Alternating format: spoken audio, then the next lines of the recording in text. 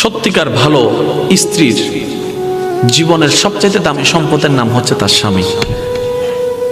মাকে, বাবাকে, পরিবারকে সবকিছু ছেড়ে ওই স্বামী নামক শব্দটাকে খুশি করার জন্য সবকিছু ছেড়ে অচেনা এক পরিবারের মধ্যে চলে আসে। সুবহানাল্লাহ।